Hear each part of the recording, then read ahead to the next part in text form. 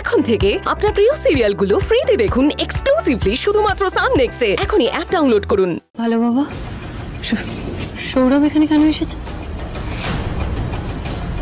এসো সৌরভ। সৌরভের সঙ্গে তো আলাপ হয়েই গেছে, ওর কাজের ব্যাপারে একটু সবাইকে বলে দিই, ও তোমাদের কাজকর্ম সুপারভাইজ করবে। আশা করি আপনাদের সকলের সাহায্যে আমি আমার দায়িত্ব খুব ভালো করে এবং নিষ্ঠা সহকারে পালন করতে পারবো। সৌরভ, এবার তোমার সাথে আলাপ করে দিই আমাদের কোম্পানির এইচওডির সাথে।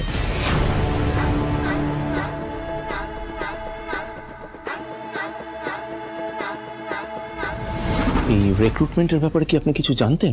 মানে কে করলো, কেন করলো, মানে out of the world, why this guy? এই ছেলেটা কেন, এই ছেলেটাকে কেউ গ্রুপ হেড বানায়? দেখো রক্তিম, আমি এই ব্যাপারে কিচ্ছু জানি না। মালবিকা ম্যাডাম কাউকে কিছু না জানিয়ে ওকে রিক্রুট করেছে। মাই গড, উনি এত বড় একটা ডিসিশন নিল আমাকে কিচ্ছু না জানিয়ে? ভাই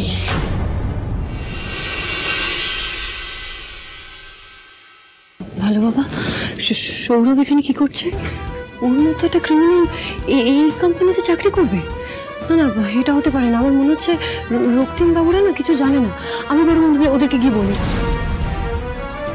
কি হলো ভালো বাবা, তুমি আমাকে আটকাচ্ছ কেন? যা হচ্ছে ওতে তোকে কিচ্ছু জানাতে হবে না, তোর জানাবার কোনো দরকার নেই। দরকার নেই মানে? কেন ভালো বাবা? ভালো বাবা, তুমি তো আমায় সবসময় ভুলটাকে ভুল বলতে শিখিয়েছো, অন্যায় দেখলে প্রতিবাদ করতে শিখিয়েছো, তাহলে আজ কেন চুপ করে থাকতে বলছো? মারে,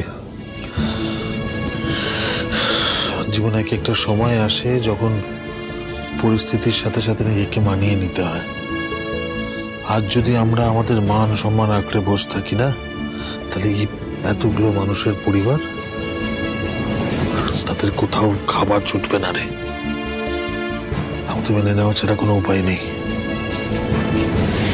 আমাদের চুপ থাকতেই হবে। আমি সত্যিই বুঝতে পারছি না ভালো বাবা কি চাইছে, কেন সবকিছু মুখ বুঝে মেনে নিচ্ছে, কিসের ভয়? আমাকে যে তোর কথা ভেবেই সবটা মেনে নিতে হবে ডালি। মালবিকা আমাকে যত ইচ্ছে আঘাত করুক, কিন্তু আমি তোর গায়ে একটা আঁচও আসতে দেবো না। প্রাণ দিয়ে হলেও আমি তোকে রক্ষা করবো ডালি। তো যেটা এক্সকিউজ মি ভালো বাবা, সৌরভ ঝুম দিদির সাথে যা করেছে তারপর তুমি আমাকে চুপ থাকতে বলছো। আমার ঝুম দিদিকে ঠকিয়েছে, মোলেস্ট করার চেষ্টা করেছে, আর তুমি বলছো ছেড়ে দিতে। দেখ, এখন এইসব বিষয়ে কথা বলতে গেলে ঝুমের প্রসঙ্গ উঠবে।